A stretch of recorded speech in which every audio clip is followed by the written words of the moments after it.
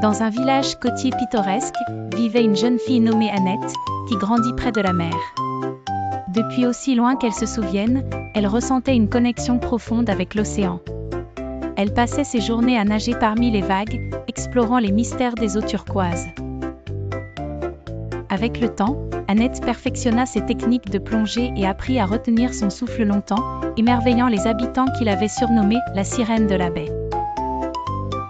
Annette développa une grâce aquatique remarquable, se mouvant dans l'eau avec une légèreté et une fluidité qui rappelaient les déesses des océans. Toujours inspirée par les créatures marines, elle conçut ses propres costumes, parsemés de perles et de coquillages, et se mit à donner des spectacles devant un public enchanté. À l'adolescence, elle se produisit dans des spectacles nautiques, où sa nage fascinante ressemblait à celle d'une véritable sirène. Elle devint rapidement célèbre pour ses performances dans des aquariums géants, attirant l'attention de nombreux réalisateurs et producteurs. Un jour, un artiste de Disney, subjugué par la magie d'Annette dans l'eau, esquissa des croquis d'une sirène rousse, la prenant comme muse pour la création du personnage d'Ariel.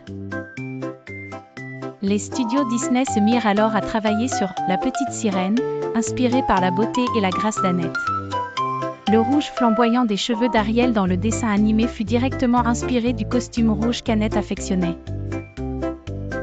La curiosité insatiable du personnage d'Ariel pour le monde marin reflétait parfaitement le caractère avide d'aventure de la jeune nageuse.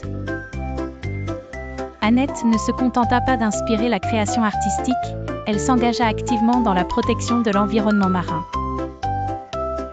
Elle voyagea à travers le pays pour promouvoir l'amour et le respect de l'océan et participa à des campagnes de préservation, donnant aussi des conférences inspirantes pour les enfants dans les écoles. Son histoire devint une légende, inspirant des générations de jeunes nageuses à travers le monde à poursuivre leurs rêves tout en chérissant la planète. Son message était clair, sous l'eau, je me sens vraiment moi-même. Lors de la sortie du film « La petite sirène », Annette fut célébrée à travers divers événements où elle rencontra les doubleuses d'Ariel en plusieurs langues, renforçant son statut comme la véritable Ariel.